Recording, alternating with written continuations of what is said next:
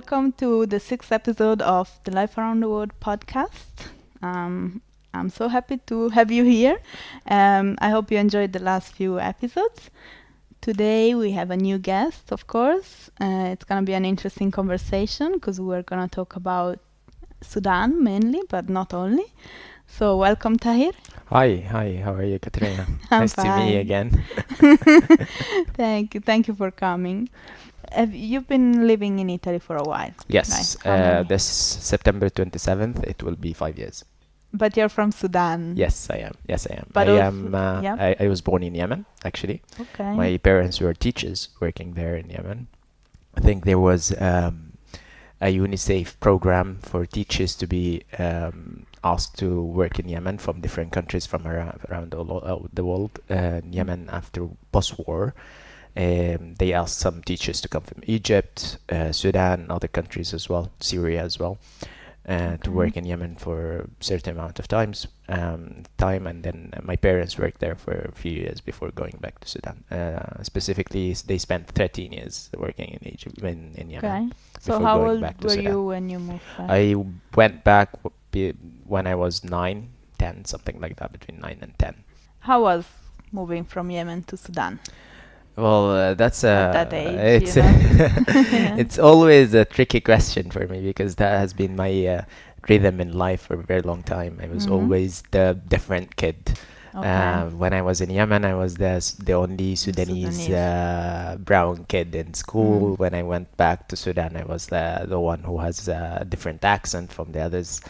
And then when I went back to my hometown, it's called Al-Fashir. I went back there and I studied my high school there. So it's kind of a little bit different as well. And then when I went back to Khartoum to study my university, I was also the different kid coming from another area of the country. It's slightly better, of course, because it's Still. just another city. But yes, and then I continued doing that, coming to Italy Of and then course. around the world, also Saudi Arabia at some point and stuff You like lived that. in Saudi Arabia? I did live in Saudi Arabia When? as well. Yes, 1 year after my parents went back to Sudan, they went back to they went to Saudi Arabia, and we spent 4 years there. So I studied middle school in Saudi Arabia, in the southern part of Saudi Arabia. You've traveled Yes. a lot. Yes. It's So, always, yeah. You mentioned different accents. So now when you speak Arabic, what is your accent? Sudanese? Yes, it is Now you like picked it yes, up. it's Sudanese, but I would say it's a bit clearer for people who are coming from different countries because But that's what's a bit difficult about learning Arabic. There's many different. Oh, yes. It's not even just accents. yes, It's definitely kind their of- world is so big. We have Yeah. there is 22 different countries, Arab countries with different accents. slangs and- Yes, but it's kind of a little bit grouped as well because, for Okay. example, the Arabic Gulf, they speak kind of similar accents. The Sham area, which is like Syria, Lebanon, Jordan, Palestine, and things like that, they speak also kind of a little grouped accent, similar to each other.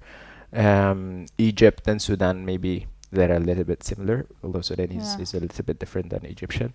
And then the North Africa, they speak another group, which is like, for example, Moroccan, they speak like an Arabic accent that is kind of a little bit hard for me to understand. I guess maybe it got mixed with French or I don't know. Yes, Or maybe and it was from Berber before. as well, some yeah, different exactly. languages as well. Sudan has a long history of having different ethnic groups, different tribes and different cultures as well. Before 2011, which is, the country separated into two different countries, Sudan and South Sudan, it was the majority Muslims. They were, I don't know the exact percentage of that, but maybe more than 60%, 70% Muslims. And then the rest is the majority in South Sudan was either some people are Christian groups, and then some people are other spiritual groups as well. But the country has separated for a long history of politics and stuff. Maybe we'll not get to that right now, but they separated, and then the majority of the country became Muslims. I'm also not sure about the exact percentage, but it's between 92 to 95, 96% Muslims. But the celebration of the festives are kind of different because Sudan is a very big country. It's huge. The east is completely different than the west, and the north is completely different than the south. So you would see celebrations, for example, for the Prophet Muhammad, at some because there is also the different calendar for the Islamic calendar, and then there would be the Western, the world calendar. Exactly. So yes, some people, based on the Islamic calendar, they celebrate the Prophet's birthday as well. Some groups do not celebrate they consider that the Prophet did not celebrate his birthday during his life, so they don't. But the thing that unifies everyone is the celebrations of the two big Eid, like the Eid al-Fitr and al-Adha, which is also following the Islamic calendar. So yes, that's unifying everyone. It's super nice. Kids get new clothes. People gather and eat together. You visit family, you visit friend. Maybe you go also to, I don't know, theme parks or something like that with the family. It's a super nice, good That's tradition very as cool. well. Yes. When is that? Well, it changes every year, right? It changes every Actually, year. Yes. Yeah. Actually, we came to celebrate iftar at your house. Yes. It was a lovely. Yeah. Yes. So iftar is the break of the fast during Ramadan. Exactly. There was some very good food, Yes, which almost Sudan. poisoned a friend of mine. He didn't tell me specifically that he was allergic to nuts. I but know. Yes. But so tell me a bit about the Sudanese food. Although I'm sure it's diverse because it's a big country. Yes, but yes. what do you usually eat? Maybe in your part of the country. I'm coming from the western part of the country, the region Darfur. Maybe it's famous. Maybe I don't know. I hope it's famous in a good way, which I don't think so. But it is. But I would say the region is not like it's not that poor in itself. I mean, it can provide food for its citizens, but the political instabilities, the displacement of people, the major civil wars and things like that made it a little bit difficult for the region. But we do have plates that are typical plates that we eat. So one of the biggest ones is called asida. I don't know if you know that. It's kind of a type of polenta. I don't know how I describe this in English. Well, no, we've had this issue because in Swaziland it's called pap, and in Angola it's called fungi. Like they have it fufu in Nigeria. I think it's different, but I think I know what you mean. It's made of maize, corn flour, right? It's not necessarily corn flour, but it is flour. In Sudan, we use corn or wheat. It depends on the type of polenta that you would like to eat.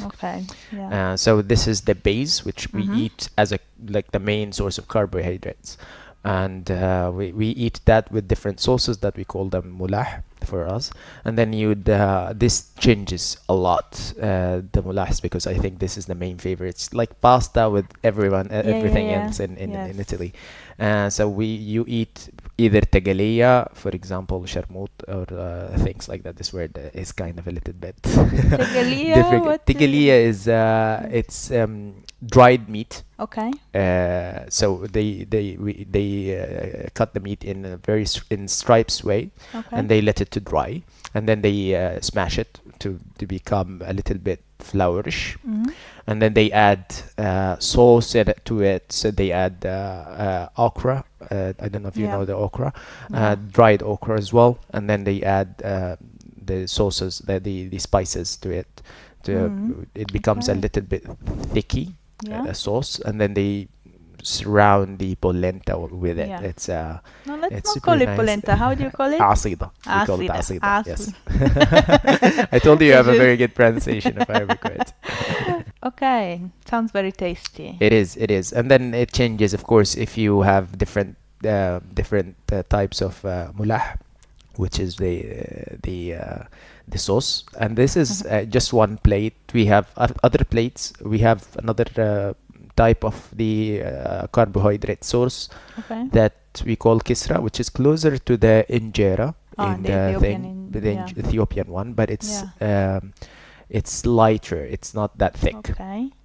And then we eat that with the same sauces of the asid as well. And then we also cook the okra in different ways with sauce, with tomato sauce and things like that. So it becomes also a source of the other things. And that's the second plate. We like to eat meat a lot. Yeah. My husband likes to say that Africans like to eat meat. Exactly. I remember my father used to tell me that my grandfather was a judge. Okay. He used to work for the court in my hometown, and he told me that my younger uncle used to go to the comuna, which is the municipality, hall, to go take his salary and go to the meat shop, the shop, and then he usually gives them like 1/3 of the salary because it just goes to me. All of it. And the rest they take it home. But usually they don't even buy meat with kilos. They buy it with like one thigh of a thing, or one hand or something like that, shoulder, something like big things. Yeah. And then the meat is cooked in different ways. You either boil it to make some sauce, you either fry it, or make some barbecue and things like that. It's also kind of dishes, like a main dish that would be in the middle of the food with the asida and things. And then of course we eat the green salad a lot. So yes. Yeah, in other parts of Africa that I've been to, of course it's up to the women mostly to cook, and it becomes like a social kind of thing. The women get together and cook and chat and everything. But for example, in Swaziland, barbecues are done mostly by men, I think. Well, in Sudan, it depends. If you're doing a smaller gathering for the family and things like that, usually women do it. In the big gatherings, on the other hand, men also participate in part of the thing. So the gatherings, they usually bring livestock, like they bring live animals, and then they get slaughtered in the house or like near the house and things like that. So men are usually the ones who would be doing that job, and also cutting the meat in smaller parts and stuff like that. Sometimes even they do the frying part and the barbecue part. But it is a socializing space. So if you have a ceremony, a wedding, or things like that, all the women of the group, the groom's family and the bride's family, they gather maybe in separate setups, and also the neighbors come, and then it becomes a huge it's a huge tradition of making food and things like that. And I have four sisters. 3 of them got married, and I've seen this in our house like 3 times. And it surprises me of the amount of food that stays even after we finish the wedding for like days and days, and then you keep eating and things like that. Yeah, usually there is a large amount of guests coming, and big weddings. It's always big weddings. 500 people, 1,000 people, or some setups. It depends how well known your family is. The more well known it is, the more people you come. The more good hearted good person you are, people come to you. So people and families usually celebrate the amount of people that they show up in weddings and also in funerals. If someone passed away, that this person, as a gesture that this person is a good person, or this family is doing well, and things like that. It's also a celebration of wealth and stuff like that. So yeah, it's a good thing. But we do have a funny gesture where during the Jertik party, the groom takes, and the bride also, they take a glass of milk. They take a sip, and then they spray it on each other's face. Okay, that's funny. It is funny. Yeah. Because it's a gesture of milk is seen as something that is good. Yes. So that you would be spraying their goodness towards, and then like a gesture of may the wealth come to us, kids, and good life, future life. Yeah. And is polygamy legally allowed in Sudan? Yes, it is. Yes, it is. Yes. well, only for men, of course. Yeah. For women, it's not Yes. because it's still an Islamic country. So you would see some people who are having multiple wives, 2, 3, 4 wives. I guess the richer people, or is it, or it doesn't? Well, it depends. It depends.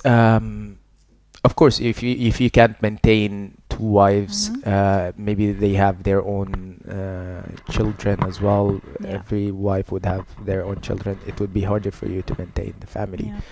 But in Sudan, maintaining a family is not only coming from wealth. Like people, you would see a poor person or someone would have less wealth would be having more than one wife, maybe 2 wives and stuff like that. And it depends. It depends. Some things coming from himself, coming that he needs. He's not very well comfortable about his wife, his first house, and he doesn't want to get divorced, so he marries another person.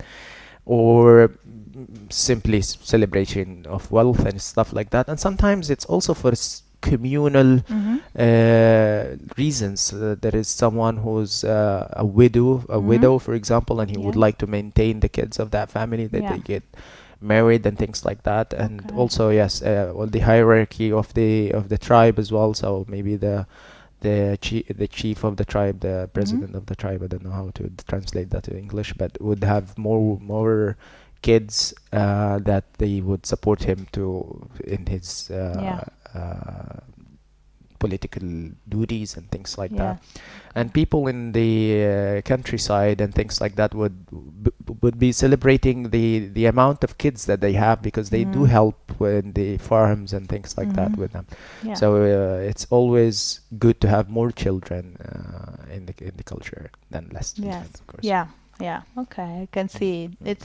I guess it's similar in the countries where I've been.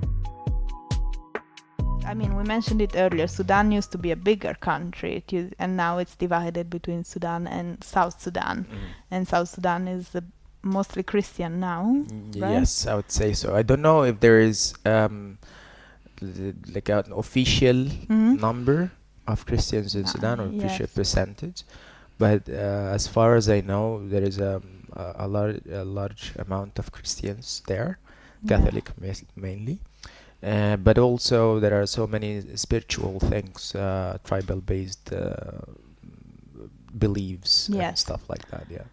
Yes, a book that I do want to recommend to the readers, and maybe I'll post that on Instagram too, is What is the What by Dave Eggers. I don't know if you've ever heard of it. He's a Sudanese. He was displaced and went to live in the US in the end. But it's his story, but it's very well written, and you can really understand a bit more of what happened. Okay, that's good. I mean, it was before they divided. The country was divided, but I'll search for it for sure. Yeah, it's quite interesting. But what I'm wondering is the conflict that is unfortunately going on now. Yes. Is it related to what happened before? Yes. I think it's a structural problem. And before we get into that, I would like also to suggest a book that would be like good in describing the dynamics, the tribal dynamics between Sudan and South Sudan before war. That's called Cry of the Owl, of an author called Francis Deng. He used to be an ex-minister of the Sudanese government as well, before the separation of two countries, fortunately. It's a nice book. I would suggest maybe people would be, not everyone in Sudan would be agreeing to the dynamics and the how the it's a novel actually, how the novel is presenting the situation there, but it's a good book to have a look at. Interesting. As far as the dispute, the current dispute is concerned, of course it's a very sensitive topic, especially these days, because they would have different opinions coming from different parts. But I don't think that it's a historic structural problem that has long roots in the tribal relationships, in the political dynamics, as well as also the climate change and Okay. And the historic wealth of the country, the Yeah. distribution of the wealth in the country as well.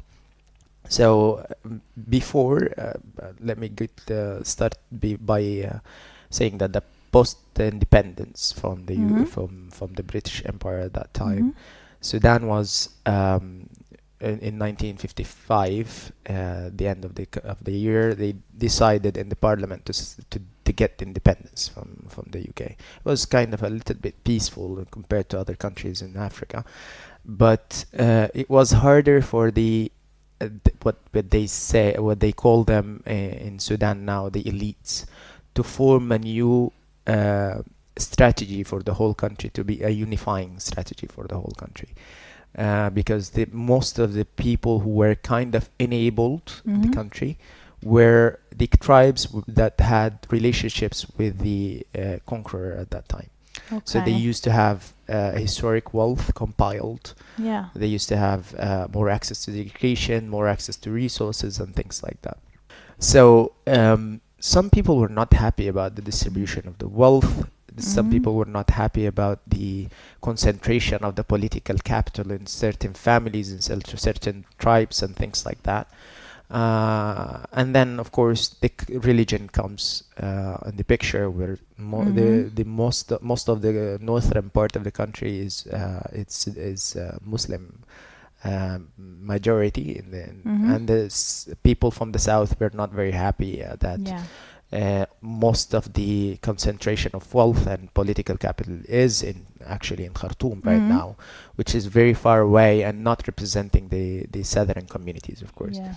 So that escalated a little bit to rebel groups, and then between South Sudan and the let's call it an official army from Khartoum, and it escalated towards violence at the beginning, and then war, and a full-scaled war, larger and one of the longest wars in Africa, or maybe in the world as well. And then, of course, in 2005, they signed a peace agreement, and then one of the mandates of that peace agreement that they would have a referendum for South Sudan to think if they want to go away from the country, and they voted for that with yes, and then in 2011 that happened. Yeah. But the problem did not stop there, because other regions in Sudan, they felt also that they were excluded from the equation, the western part as well. And I would say that the elites again, this is a term that they say, the Sudanese elites, that I don't actually agree with, but that they failed to find a solution for this complex country. Of course, that comes with financial instabilities, fluctuation of the Sudanese pounds, large fluctuations in the Sudanese pounds, oil booms in the 1999, and then immediate separation between Sudan and South Sudan stopped the oil resource immediately, and then other resources came out in the picture, like gold and some countries that are interested in that resource.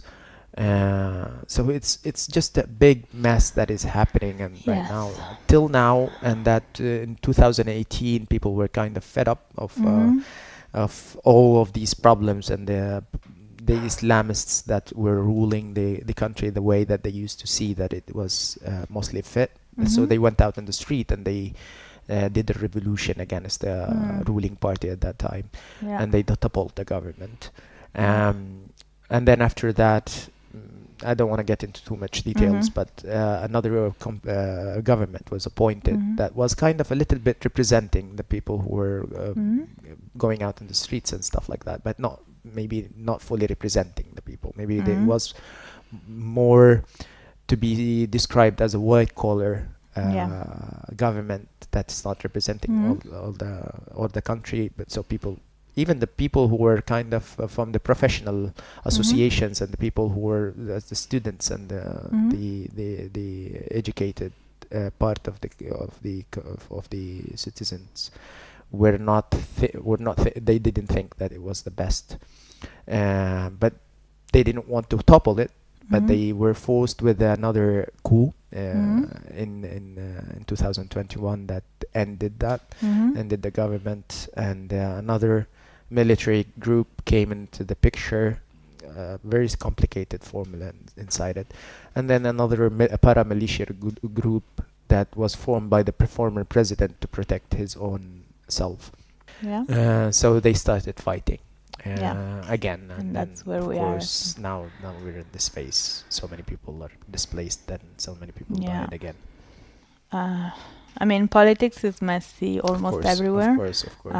My personal opinion is that in Africa in particular, because Western institutions were imposed, but for us in Italy, in Europe, these institutions kind of came naturally.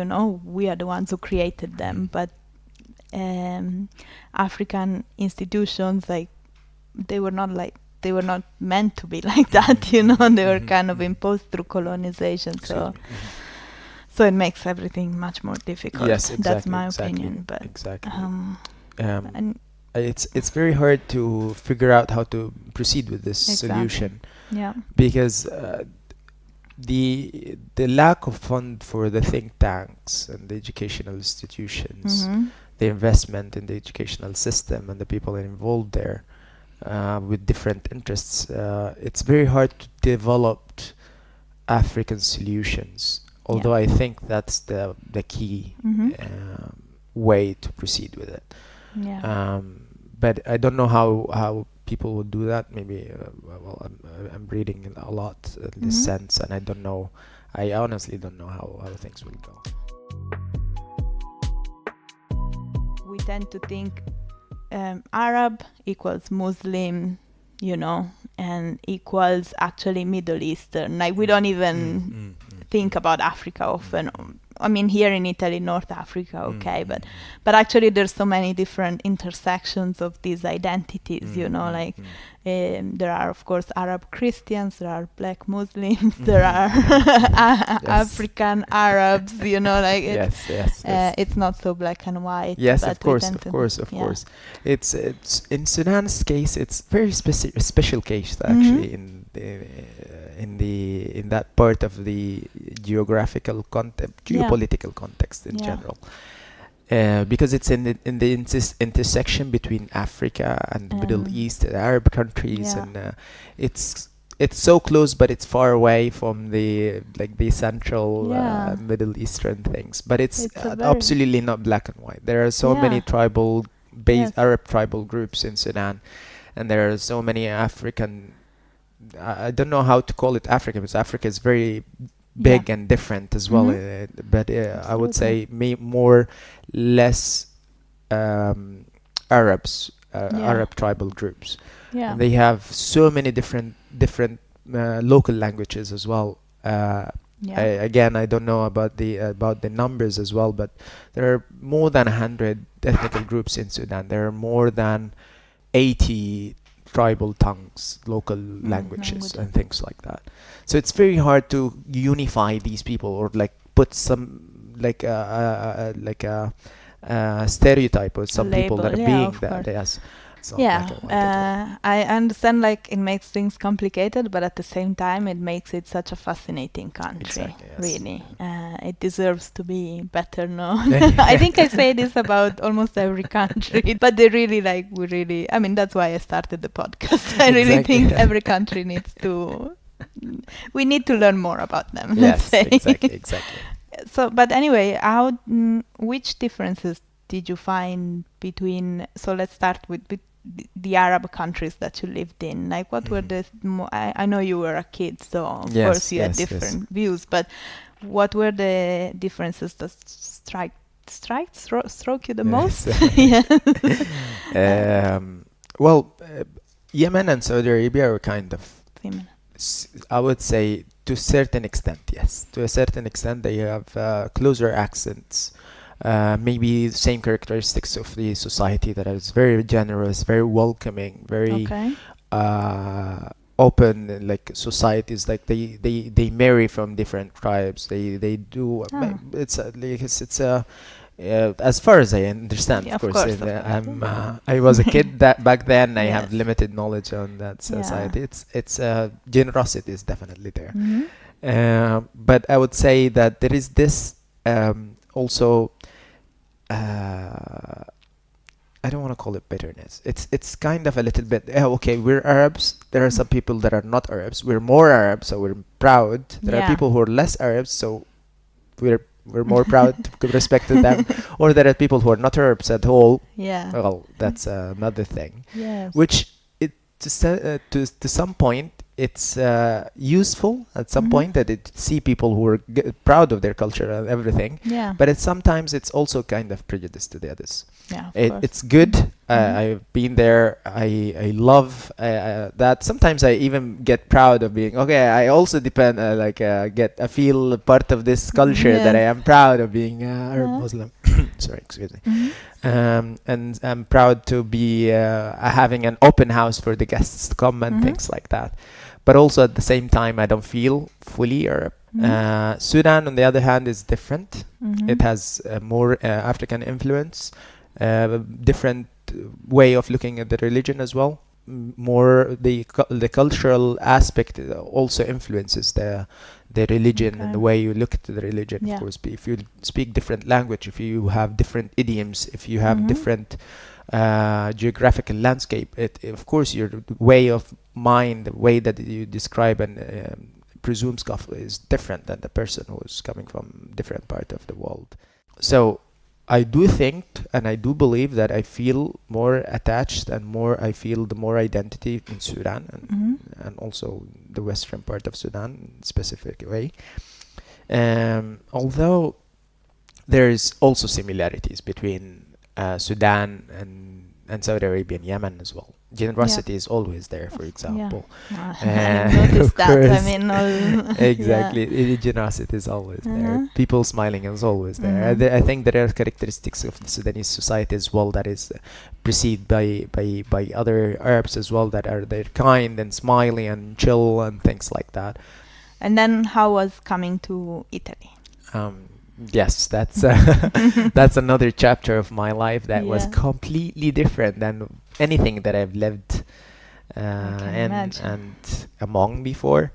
Coming to a new reality, coming to a new culture. Mhm. I used to think that maybe this part of the world is also kind of similar in the way that we see movies and the things that are transmitted to us by social media and things Mhm. like that. That, for example, Italy would be kind of closer to, I don't know, Switzerland, Germany, and Yeah. France, and things Yeah. like that.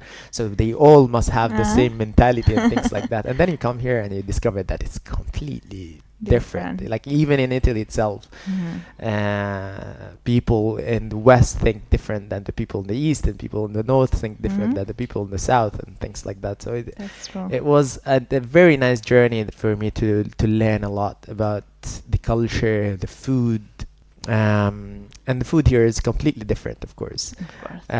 I do think that the Italians are exaggerated humans. Their humans, Mhm. their human aspects are always exaggerated. So if Okay. someone is happy, he's super happy, and if he's angry, he's super angry. Okay, If he that's loves you, he interesting. loves you the most, and if he hates you, wow, don't get there. Okay.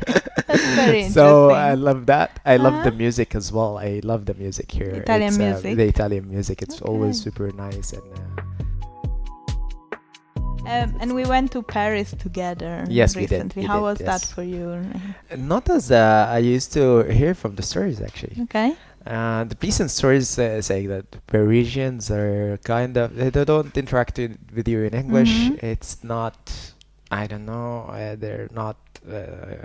Nice. It's I not guess the 'cause dream you that lived everyone think about. Mm. But I do, yes, maybe that's also a reason. Yeah, But you I lived did in found Italy. Paris very beautiful and lovely, even Yeah. though that it was during the strike Yes. and there was so trash much trash everywhere. everywhere. It's unfortunately, but it was a positive, nice, super nice experience for me. I would love to know France more, not Mhm. just Paris, but also other parts of France that I would Yeah. love to visit as well. Yeah. I'm sure my mom is a fan of France. Like she she speaks a lot of languages. She used to be an interpreter, and yeah, she loves France. So she loves Paris, and I guess I think you saw that I reevaluated Paris when I was there. I used to not like it that much, but when we were there, I saw the beauty of the place. First year here was the most difficult year in my life. Even though that I come from Darfur, that problematic region, and I've been whatever, it was hard. It was hard because I couldn't unlock how the system here works, how the people think and things like that. I couldn't unlock other stuff, finding a place to live in, for example, or finding, or I don't know, focusing on the studies that would grant you the scholarship, like getting the credits to get the scholarship, because you were thinking or you're encountering other problems in your life and things like that. And the language, of course, was kind of a big barrier at the beginning. So yes, finding a house, and I know that it's not just because I am coming from that part of the world, it's for everyone, but I think that it was kind of a little bit harder in my case. For sure. It was lovely actually talking to you about this, and I think that you're doing an amazing experience here with the podcast and the guests you've been here, and I think this will flourish a lot. It was very interesting having you here. I think we were mentioning earlier that the interview with Fede ran very long, but even with you, it's been such a pleasure. Thank you very much. I saw you looking at the no, timing, but it didn't feel like a long time. Yes, it's a beautiful, very interesting. Experience. Thank you very much. So thanks for coming here. Thank you, Katerina, for having me. Thank you guys for listening. I hope you enjoyed this episode. I think it's clear I find Sudan particularly fascinating. But stay tuned, because on the 18th of March we're going to the other side of the world. We're going to hear about Peru in South America. In the meantime, remember to subscribe and rate the podcast wherever you're listening to it. Whether it's Spotify, YouTube, Apple Podcasts, or whichever platform you choose. And maybe suggest an episode to a friend.